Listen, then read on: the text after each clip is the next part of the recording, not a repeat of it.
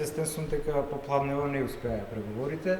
Тоа значи дека во 14 часот е закажана Комисијата за политички систем и Левица ќе поднесе 3.500 амандмани кои веќе ќе ги архивираме во Собраниската архива.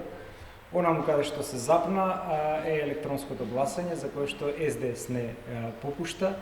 Инаку сиот овој процес во кој што СДС уште од почетокот го бойкотираше, а потоа и сега ќе го филибастерингува, мислиме и ни дава индиции дека е заговор против Левица на двете најголеми партии, за да повторно останеме без државно финансирање, затоа што во ваков статус кво случај единствен кој губи е Левица, бидејќи остануваат непринципиалните правила на политичка дискриминација.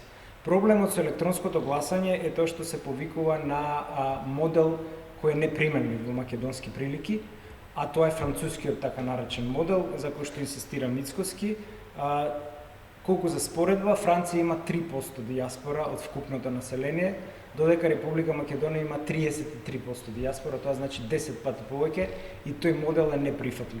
Единствено на кој што ние бевме спремни да разговараме е тој модел експериментално да се примени само на председателски избори и тука беа нашите црвени линии, бидејќи знаете дека тие се единствените избори кои имаат цензус согласно нашиот устав. Меѓутоа изгледа СДС тука биле ригидно против и не се постигна договор. Инаку самото електронско гласање ничем изазвано се појави на преговарачка маса. Тоа не е препорака ниту на ИФЕС, како се викаат, ниту на ОПСЕ и ОДИХР. Тоа е чист каприц на ДПМН со цел да ги минира преговорите и единствено оштетен од ваквиот исход, повторно ќе кажам, е Левица.